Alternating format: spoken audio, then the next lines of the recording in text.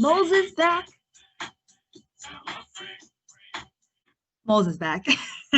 So we talked about moles last unit, and you're like, oh my gosh, that was a long time ago. Yes, it is. So let's go and talk about moles once again. So in order to do moles, we do need to know Avogadro's number. So Avogadro's number is that 602 sextillion number. We use scientific notation to write it. Remember on Schoology, though, we write 6.02 E23, right? That means times 10 to the 23rd power. So we use this number to talk about really like lots of large number of objects. And so we use that in particular when we're talking about atoms. So think of atoms as like single elements, and particles. So particles is like a generic term. And now we're going to introduce the vocabulary word molecule. Molecule is like basically a compound of some kind. So there are at least two elements that are bonded together to create a molecule. So it's like another word for compound. So when you see atom, think of an element, right? For molecule, think of a compound. A particle is a generic term for element or compound. It's just a generic term. So they're all like really interchangeable. And that those are the words that are going to be associated with Avogadro's number. So we are going to do conversions, right? But now we're going to introduce compounds into the mix, okay? So there is a little bit of review here. It looks just like your old notes, but I'm going to skip, and go ahead and talk about molar mass first, okay? So before we actually do the conversions, let's talk about molar mass of a compound. Molar mass of a compound is the mass of the entire compound. So before we talked about like, hey, what's the mass of a single element? But now we're talking about compounds. So for example, here, MgBr2, we need to know the mass of the entire compound. So how do we do that? We do that by using our handy dandy periodic table. Okay, so in this compound, we have only one magnesium. So one magnesium times however many magnesiums that we have. So magnesium here is 24.30 grams. And so I'm going to write 24.30 grams. Okay, and this is equal to 24.30. Right? So now here we have two bromines. So this is like the total number of bromines that I have, but I have to multiply it by the individual mass of each bromine, which is 79.90. Okay, so I'm just going to write 79.90. And then we have to calculate this. So 2 times 79.90 is equal to 159.80, like this. Okay, so now what are we going to do with these numbers? We're going to add them together. Okay, and so if we add these numbers together, so the big key thing is adding these numbers together, you're going to get a total of 184.1. And the way that we properly write this is it's 184.1 grams per every 1 mole. So that's how you properly write it.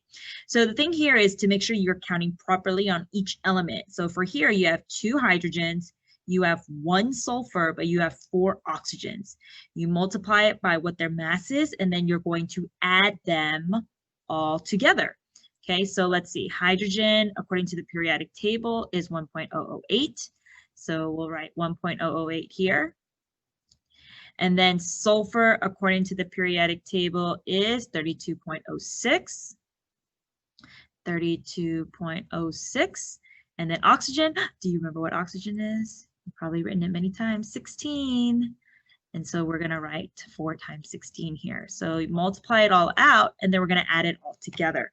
Okay, so if you do this quickly on your calculator, it's 2.016. This is just 1 times 32.06. 4 times 16 is 64. And then if I were to add those all up together, I am going to get a whopping total of 98.076. Now, when it comes to molar mass, you never want to round your answers. You want to always keep the full answer because the molar mass is never the final answer.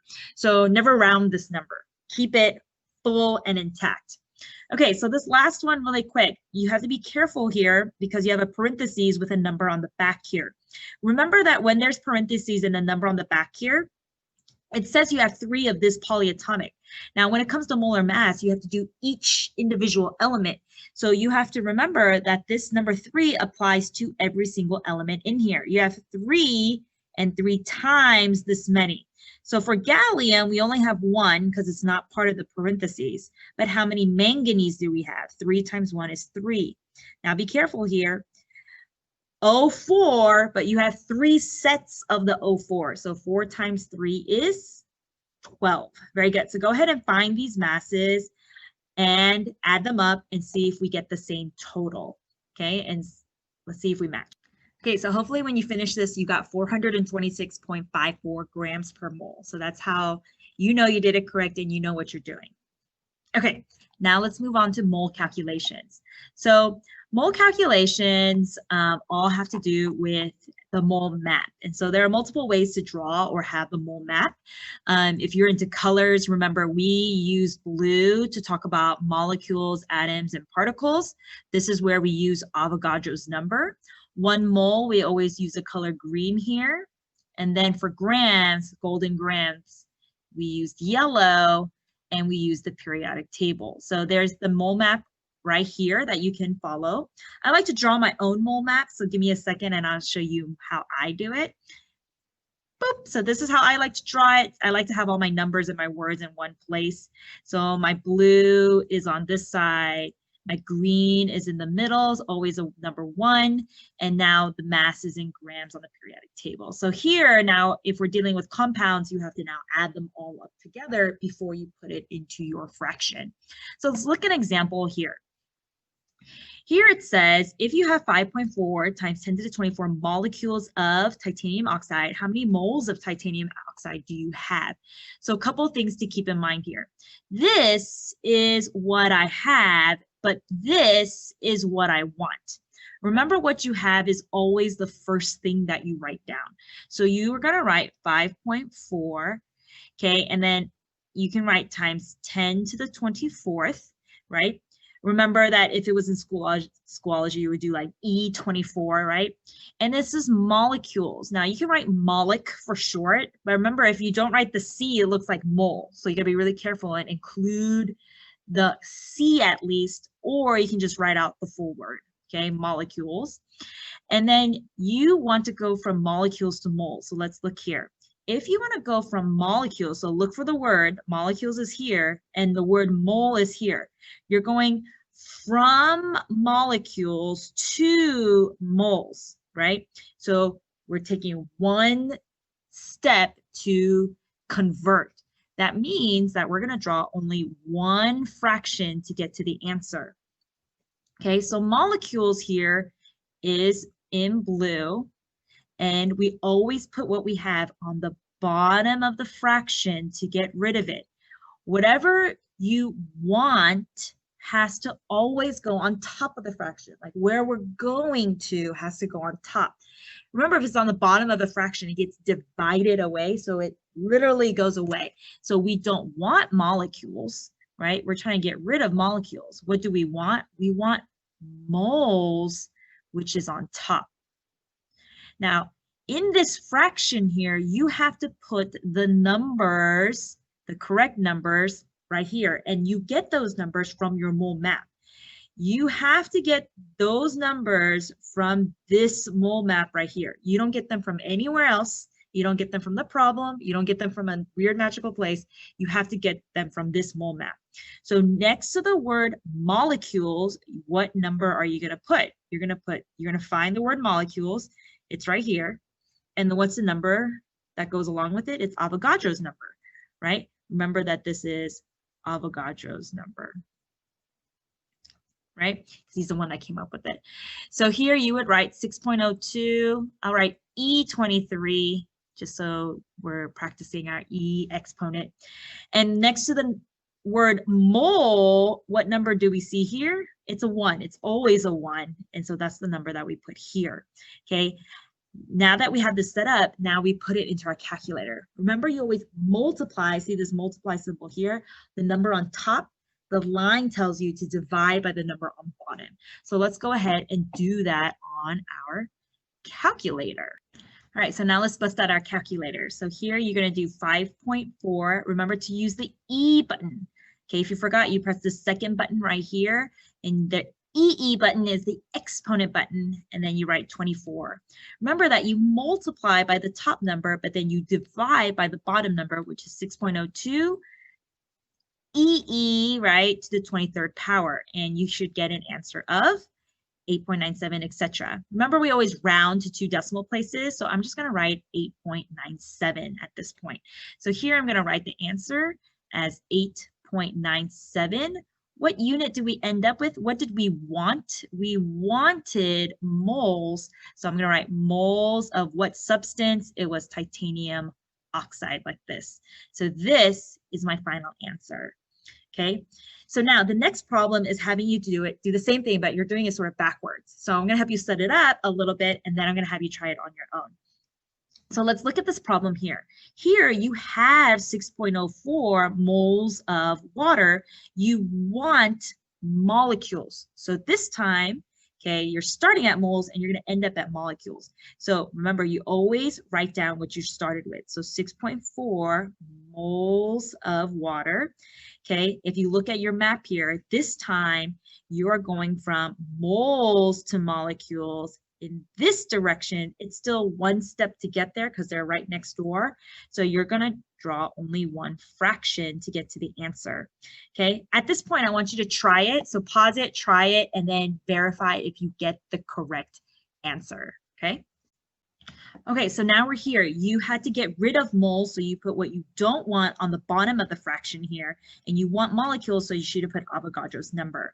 Okay, if we set this up, then on the calculator, you should have put that 6.4, and you're going to multiply by that top number, 6.02, e to the 23. You divide by 1, doesn't matter if you write it down or not, and you should get this answer. So 3.8528 E24, do you notice that E there? It means that there's an exponent that you do have to write as part of your answer. So it's 3.85 E24. So right here, I'm gonna write 3.85, whoops, times 10 to the 24th power. Remember in Schoology though, it's probably gonna look like this, E24 like this. Either way, this is molecules of water like that. So did you get this answer? I hope so. All right, the name is not really important. You don't have to know how to name this, but this is magnesium chloride, but it does ask what the molar mass is. Remember, what is molar mass? It's the mass of this compound.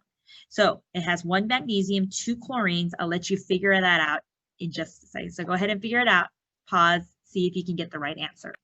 Okay, so hopefully if you added it all up, you got a number of 95.2, and you would write grams per mole. You added 1 magnesium and 2 chlorines up to get this number. Okay, this compound happens to show up in the next problem here, so we're going to be using this number in just a second. It says how many moles of magnesium chloride, so this is what we want. This is our goal, okay, are in 205.4 grams of magnesium chloride. This is what we have, right? Whatever you have is the first thing that you write down. So you write the 205.4 grams of magnesium chloride, right? This is your grams. You are trying to get to moles. So when you look at your mole map here, you have grams, right? And you're trying to get to moles. That's right next door. If moles is involved, it's right next door. So it's only one step to the problem. So you would do one step to the problem. Now remember, at this point, you don't want grams. So where does it go? On the bottom to get rid of it. Very good. Now where are we going? What do we want? We want moles. And remember, moles is our green color. This fraction right here has to come from your statement of truths, right? Like what number, what ratios are always true. And that comes from your mole map here. Next to the word mole is always what number? It's always the number 1. They have to go together. And next to the word grams, right? What do you see here? Where do you get this number from? Oh, you're like, what's PT? It's periodic table. So it's saying find the mass from the periodic table. Well, it's magnesium chloride, it's MgCl2, which we already calculated here conveniently. So 95.2 goes here.